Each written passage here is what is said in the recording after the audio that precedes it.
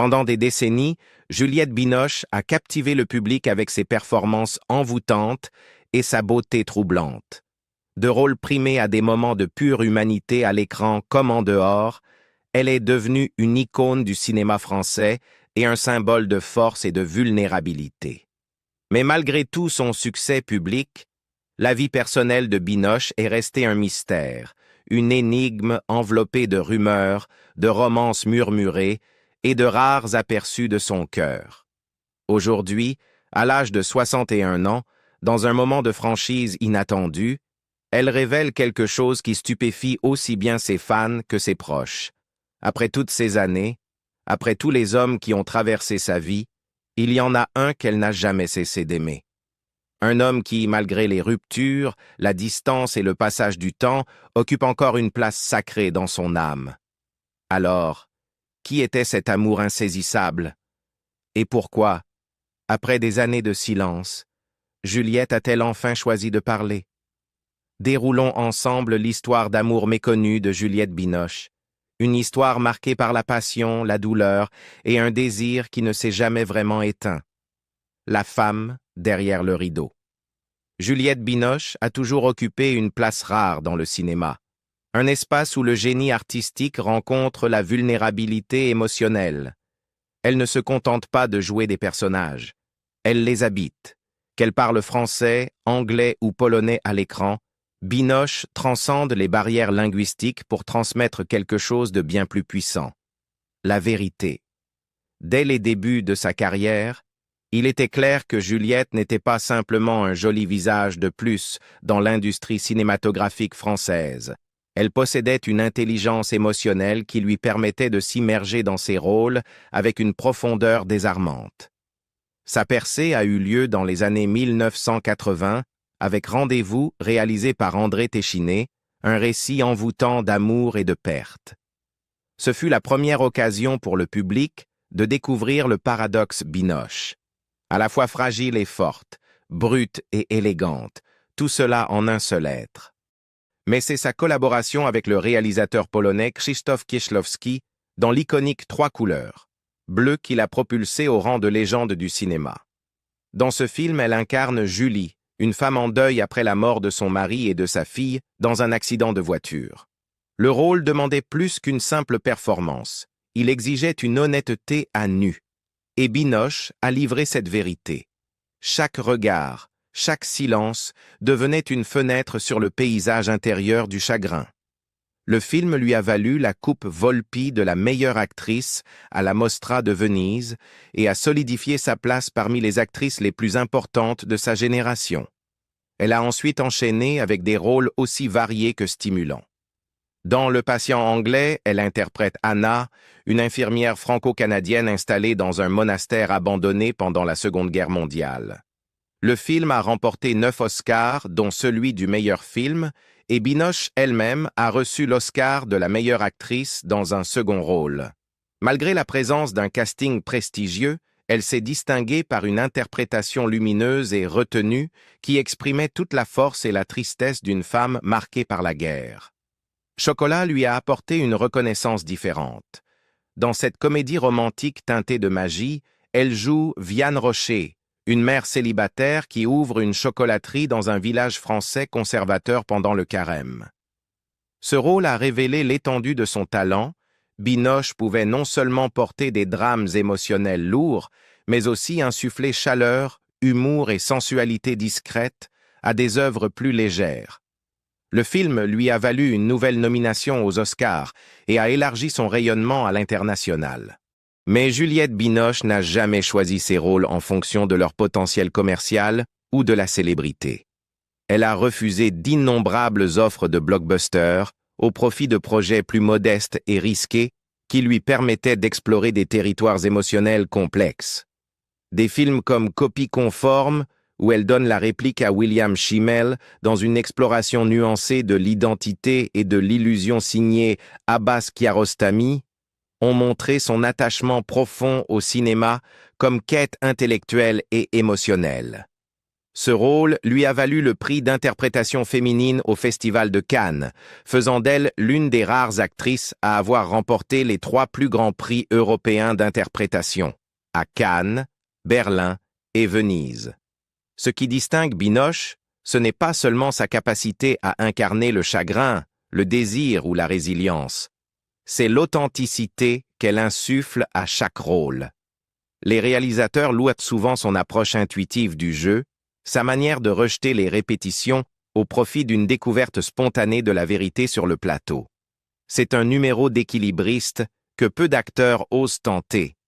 Mais pour Binoche, cette tension est le lieu même où la magie opère.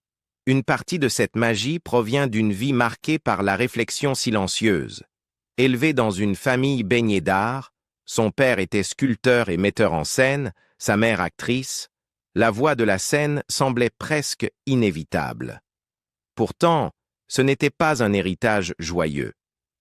Après le divorce de ses parents, alors qu'elle n'avait que 4 ans, elle fut envoyée avec sa sœur dans une pension catholique.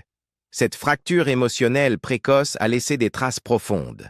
Dans ses interviews, elle décrit son enfance comme une expérience de déracinement, ballottée entre 2 réalités émotionnelles, le monde expressif et vibrant de l'art et celui, rigide et solitaire, de l'éducation institutionnelle. Ces forces opposées ont forgé sa vision du monde et, en retour, son approche du métier. Comme elle l'a un jour confié, elle n'a jamais eu le sentiment d'être complètement protégée, ni en amour, ni dans la vie. Ce sentiment de vulnérabilité constant est devenu la sève de ses performances. Contrairement à bon nombre de ses contemporains, Binoche a toujours farouchement protégé sa vie privée. Elle parle rarement de ses relations, même lorsqu'elle a été en couple avec des personnalités médiatiques, comme le réalisateur Léos Carax ou l'acteur Benoît Magimel. Elle ne troque pas ses drames personnels contre des gros titres. Elle préfère canaliser cette énergie émotionnelle dans son art. Pour Binoche, jouer n'est pas une carrière, c'est une vocation. C'est sa manière de comprendre le monde, de confronter ses blessures et de créer du lien avec les autres. Une partie de moi a toujours été en mode survie, a-t-elle un jour confié. Cet instinct de survie l'a peut-être rendue prudente en amour, mais il l'a aussi rendue intrépide en art. Aujourd'hui encore, alors qu'elle continue à collaborer avec des cinéastes audacieux et à relever de nouveaux défis, y compris son récent rôle de Coco Chanel dans The New Look, Juliette Binoche prouve que le véritable art ne réside ni dans la gloire ni dans la fortune. Il réside dans l'honnêteté. Et pour Binoche, le travail le plus honnête se fait derrière le rideau, là où le jeu devient une forme de protection, et la vulnérabilité une force. Peut-être n'a-t-elle jamais pu s'abandonner pleinement à un homme dans la vraie vie, mais elle s'est abandonnée, encore et encore, à la vérité de ses personnages. Et ce faisant, elle a offert au monde quelque chose de bien plus durable qu'un simple fait divers. Un héritage de génie cinématographique qui survivra à toutes les histoires d'amour éphémères. Le réalisateur qui a allumé l'étincelle. En 1986, le monde du cinéma assista à la naissance de l'une des collaborations les plus électrisantes du cinéma français. Une collaboration qui brouillait les frontières entre l'art et la vie, le génie et la folie, l'amour et le chagrin. Juliette Binoche, alors âgée de seulement 22 ans, fut choisie pour jouer dans Mauvais sang de Léos Carax, un jeune cinéaste dont la réputation devenait déjà légendaire pour son intensité et son imprévisibilité. Leur rencontre allait s'avérer être l'une des expériences les plus déterminantes de la vie de Binoche, tant sur le plan professionnel qu'émotionnel. Carax, souvent décrit comme l'enfant terrible du cinéma français, était un mélange volatile de génie artistique et de mystère émotionnel. Il ne se contentait pas de réaliser des films, il orchestrait des symphonies émotionnelles, exigeant souvent de ses acteurs qu'ils dépassent largement la surface de leur rôle. Binoche, encore au début de sa carrière internationale, n'avait peur de rien, avide de repousser les limites, de se découvrir à travers le jeu. Dès qu'elle mit les pieds sur le plateau de Carax, ce fut comme si elle rencontrait son miroir créatif. L'air entre eux crépitait d'émotions inexprimées, et il ne fallut pas longtemps avant que leur partenariat professionnel ne se transforme en relation amoureuse. Mauvais sang fut un tournant. Le film, avec ses visuels saisissants, son émotion brute et sa narration avant-gardiste, devint un film culte. Mais plus encore que la reconnaissance critique, il donna naissance à une dynamique entre actrices et réalisateurs qui allait bientôt les captiver et finalement les tourmenter tous les deux. Carax avait trouvé sa muse. Binoche avait trouvé un réalisateur qui osait lui demander de saigner à l'écran. Pourtant, ce qui avait commencé comme une harmonie créative allait rapidement sombrer dans quelque chose de bien plus tumultueux. Leur projet suivant, Les Amants du Pont-Neuf, allait devenir à la fois un triomphe cinématographique et une épreuve personnelle profonde. Le film, centré sur deux amants sans-abri survivant dans les rues de Paris, était ambitieux par son ampleur et émotionnellement brutal. Carax exigeait l'authenticité, construisant des répliques massives du pont, tournant des cascades dangereuses sans doublure, poussant son équipe et ses acteurs à bout. Binoche, toujours l'artiste dévoué, s'y plongea corps et âme. Elle s'immergea si profondément dans le rôle que les frontières entre fiction et réalité commencèrent à s'estomper. Elle ne jouait pas seulement une femme au bord du gouffre, elle était une femme au bord du gouffre. La production s'étira sur des années, minée par les dépassements de budget, les interruptions multiples et l'épuisement émotionnel. Chaque retard, chaque difficulté sur le plateau reflétait les tensions croissantes dans sa relation avec Carax. Ce qui avait été une connexion passionnée se délita lentement sous le poids du perfectionnisme créatif et de la volatilité émotionnelle. Les disputes devinrent routinières. Certains jours, les deux ne se parlaient pas du tout, ne communiquant qu'à travers la lentille de la caméra. L'amour même qui avait nourri leur collaboration commença à se désintégrer sous la pression implacable de l'art. Pour Binoche, l'expérience fut aussi éclairante que destructrice. Dans des interviews ultérieures, elle décrivit Les Amants du Pont-Neuf comme l'un des films les plus importants de sa carrière, artistiquement transformateur, certes, mais aussi personnellement dévastateur. « J'ai tout donné à ce film », déclara-t-elle un jour, « et j'y ai perdu une partie de moi-même. » Le film lui-même, lorsqu'il sortit enfin, fut salué comme un chef-d'œuvre. Le public et les critiques louèrent la performance de Binoche comme déchirante et sans peur. Carax fut déclaré visionnaire, mais derrière les éloges se cachaient les décombres d'une relation qui avait brûlé trop fort et trop longtemps. S'éloigner de Carax ne se résumait pas à mettre fin à une relation amoureuse, c'était une décision dictée par la préservation de soi. Binoche avait compris que, peu importe l'intensité du lien créatif, elle ne pouvait survivre dans un monde où l'amour et l'art s'affrontaient. « J'ai cru un temps que je pouvais avoir les deux », confia-t-elle plus tard. « Mais j'ai appris que parfois, pour survivre, il faut se choisir soi-même. » D'une certaine manière, Carax représentait un paradoxe fondateur pour Binoche. Le réalisateur qui l'avait aidé à débloquer de nouvelles dimensions artistiques était aussi l'homme qui lui avait rappelé le prix à payer quand on se perd de vue. Leur histoire est devenue un symbole, non seulement d'un amour tumultueux, mais aussi de la beauté dangereuse qui naît lorsque la passion et le pouvoir s'entrelacent. Bien que leur relation amoureuse ait pris fin, l'empreinte de leur collaboration demeure gravée dans leurs carrières respectives. Carax allait réaliser d'autres films, souvent dans l'ombre de cet amour mythique. Binoche, quant à elle, allait évoluer pour devenir l'une des actrices les plus polyvalentes et célébrées de son temps, portant les cicatrices de cette période dans chacune de ses performances futures, non pas comme des blessures, mais comme des témoignages silencieux d'un moment où elle s'était entièrement donnée au feu de la création. Leur histoire ne s'est jamais conclue avec un joli nœud. Il n'y eut pas de fin heureuse, pas de réconciliation avec le temps. Et c'est peut-être ce qui la rend encore plus hantante. Dans le paysage de la vie de Binoche, Léos Carax n'était pas simplement un réalisateur. Il était l'étincelle. le déclencheur, l'homme qui a allumé le feu et, ce faisant, a failli les consumer tous les deux. Nouveaux amours, nouvelle vie. Après la tempête émotionnelle qu'a été sa relation avec Léos Carax, Juliette Binoche s'est retrouvée à un tournant, non seulement en amour, mais dans la vie. Le tourbillon de passion et de fusion artistique qui avait défini ses années avec Carax l'avait laissée exaltée, mais aussi épuisée.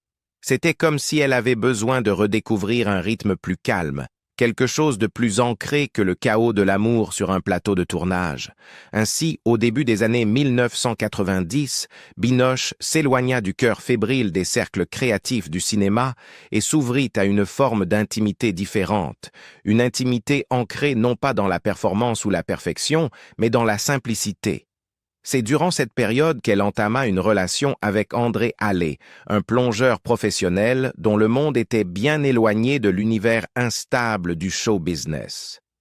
Hallé n'était pas un réalisateur avec une vision à imposer ni un acteur partageant la scène.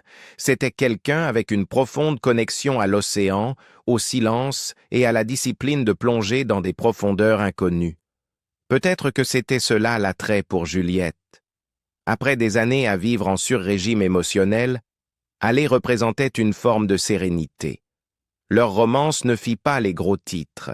Elle n'était pas conçue pour les projecteurs, ni ne cherchait l'attention. Mais pour Binoche, elle offrait quelque chose de rare, l'espace pour simplement être. Et de cet amour tranquille naquit quelque chose d'extraordinaire, la naissance de son premier enfant, Raphaël, en 1993. La maternité changea tout. Elle l'ancrait, l'adoucit et élargit sa compréhension de l'amour au-delà des attentes romantiques. Dans des interviews, Binoche a souvent décrit le fait de devenir mère comme une transformation profonde, une transformation qui a modifié ses priorités, son centre émotionnel et même son approche du jeu d'acteur. « Vous n'êtes plus le centre de votre propre monde », a-t-elle dit un jour. Vous commencez à donner d'une manière que vous n'auriez jamais imaginée. Bien que sa relation avec Hallé n'ait pas duré, les deux ont maintenu une connexion respectueuse et solidaire, coparentant Raphaël avec une maturité calme qui contrastait avec les enchevêtrements passionnés de ses années précédentes. C'était un rappel que l'amour, même lorsqu'il ne dure pas éternellement, peut toujours laisser derrière lui quelque chose de durable et de beau. Mais la vie, imprévisible comme toujours, avait d'autres chapitres en réserve. En 1995, sur le tournage de Le Hussard sur le toit, Juliette rencontra l'acteur Olivier Martinez. Dès le début, leur connexion était indéniable. Martinez était séduisant, beau, passionné et intensément charismatique. Contrairement à Hallé, il faisait pleinement partie du monde public que Binoche habitait. La presse ne tarda pas à le remarquer. Leur relation devint la matière des tabloïds et des pages de divertissement, les présentant comme le couple en or de la France. Pendant un temps, la chimie était indéniable. Ils apparaissaient ensemble aux premières et aux festivals, leur beauté et leur élégance partagée captivant les fans. Mais en coulisses, la relation était plus complexe. Tous deux farouchement indépendants, artistes à part entière, Binoche et Martinez se retrouvaient souvent en désaccord. Les emplois du temps s'entrechoquaient. Les personnalités s'affrontaient encore plus. Et malgré la passion, ou peut-être à cause d'elle, la relation commença à s'effilocher. En 1997, seulement 2 ans après son début, leur romance prit fin. En réfléchissant à ces années, il devient clair que Binoche était toujours en quête de stabilité, de confiance, d'un amour capable de répondre à sa profondeur émotionnelle sans menacer son autonomie. Chaque relation la rapprochait de la compréhension de ce dont elle avait réellement besoin, même si cela passait par le chagrin. Au milieu de cette turbulence émotionnelle, Binoche ne s'est jamais éloigné de sa carrière. En fait, son travail n'a fait que gagner en résonance. Les personnages qu'elle a incarnés, des femmes blessées, complexes, en quête, semblaient refléter ses propres transformations intérieures. Que ce soit dans son rôle oscarisé dans Le Patient anglais ou sa performance envoûtante dans Chocolat, Juliette continuait à mettre son âme à nu à l'écran, puisant dans les expériences mêmes qui façonnaient sa vie personnelle. Elle a expliqué un jour « Chaque chagrin, chaque joie, tout cela devient partie intégrante de la tapisserie de qui vous êtes. Et en tant qu'acteur, cette tapisserie est votre don le plus précieux. » Mais alors qu'elle commençait à accepter l'idée que peut-être l'amour était destiné à être éphémère dans sa vie, le destin en décida autrement. En 1998, Juliette rencontra quelqu'un qui allait apporter un tournant surprenant à son parcours. Un collègue acteur, Benoît Magimel. Ils se rencontrèrent lors du tournage de Les Enfants du siècle, un drame historique sur l'histoire d'amour intense et tragique entre les écrivains George Sand et Alfred de Musset. L'ironie n'échappa à personne. Un film sur une romance passionnée et compliquée en déclencha une réelle en coulisses. Magimel était plus jeune que Binoche, mais ce qu'ils partageaient allait au-delà de l'âge. Il y avait des rires, une curiosité intellectuelle partagée et, pour une fois, un sentiment de partenariat plutôt que de compétition. Il respectait son art et elle admirait son intensité silencieuse.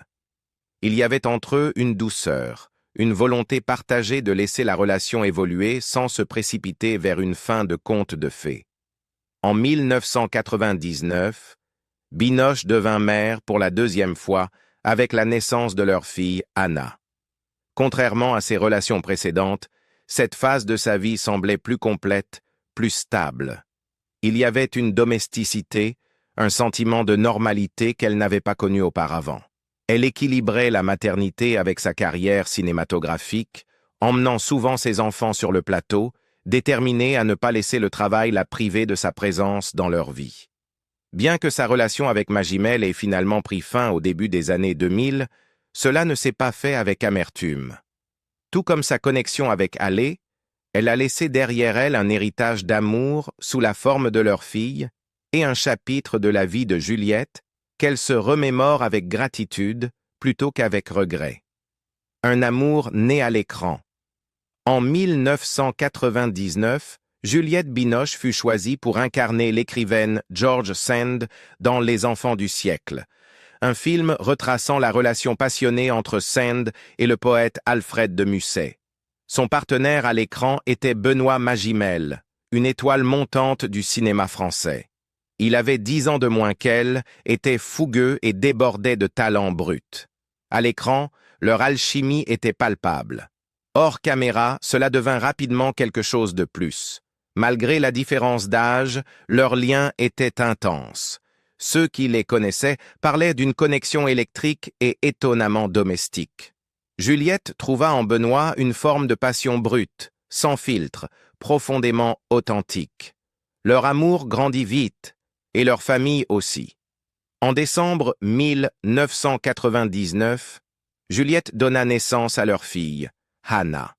Pendant un temps, il sembla qu'elle avait trouvé une forme de plénitude, l'amour, la famille, la créativité. La presse était fascinée, mais Juliette resta aussi discrète que toujours. Elle n'avait pas besoin que le monde valide ce qu'elle avait trouvé, mais l'amour, surtout celui né dans le tourbillon du tournage, peut être fragile. Quand tout s'est effondré.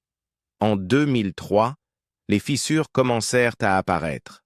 Bien qu'ils s'aimaient profondément, Juliette et Benoît peinèrent à naviguer les réalités de la vie de famille, les pressions professionnelles et les démons personnels. Les malentendus se transformèrent en disputes. La distance s'installa, à la fois émotionnelle et physique. Leur séparation fut discrète, mais douloureuse. Hannah n'avait que 4 ans. Juliette se concentra sur ses enfants et sa carrière, retrouvant le refuge sûr de l'expression artistique. Benoît, cependant, prit un chemin plus sombre.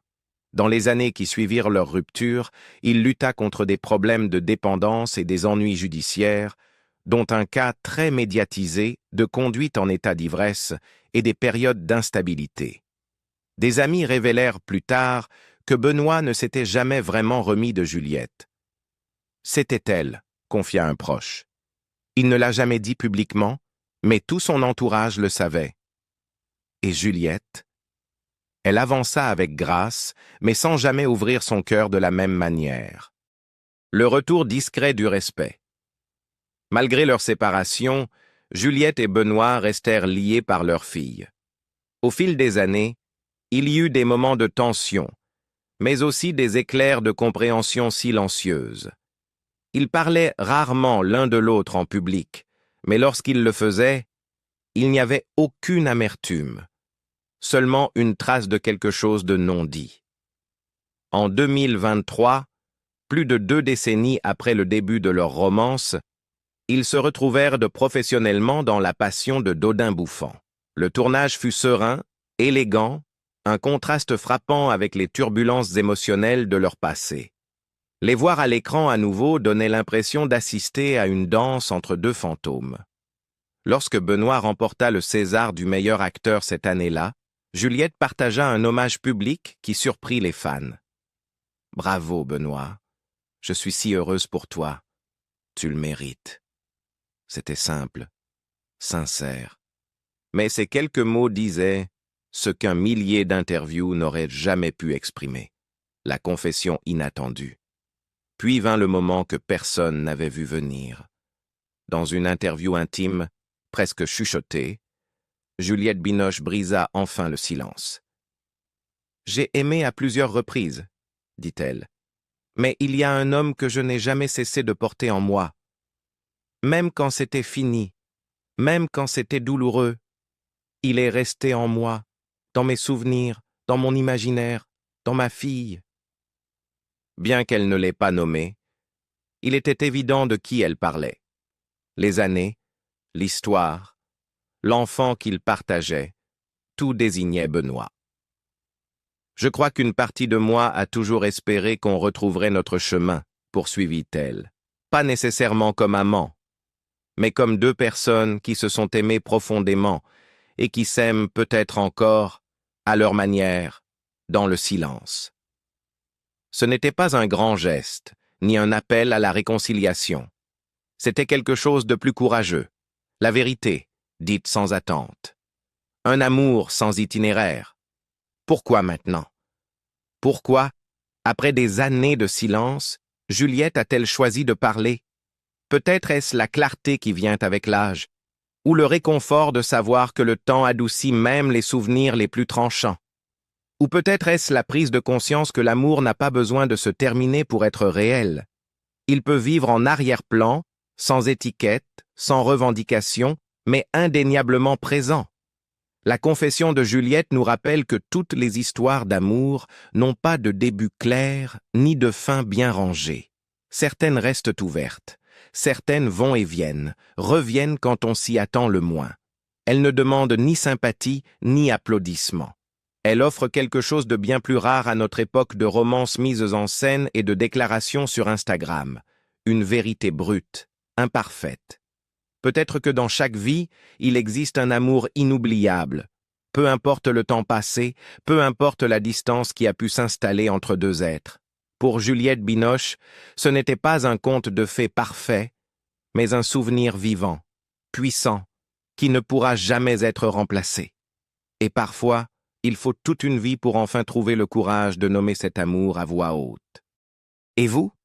Avez-vous déjà porté un amour dans votre cœur qui, malgré les années, reste aussi brut et réel que le tout premier jour? Quelqu'un que vous n'avez jamais vraiment oublié, même si tout le reste a continué d'avancer? Nous serions ravis de lire votre témoignage. Partagez votre histoire dans les commentaires, à propos de l'amour, des souvenirs et des mots restés tus. Si le parcours de Juliette Binoche a touché quelque chose de profond en vous, n'oubliez pas d'aimer cette vidéo, de laisser un commentaire et de vous abonner à notre chaîne pour ne rien manquer de ce qui arrive. Merci d'être ici et on se retrouve dans la prochaine histoire, là où les cœurs ont encore tant à dire.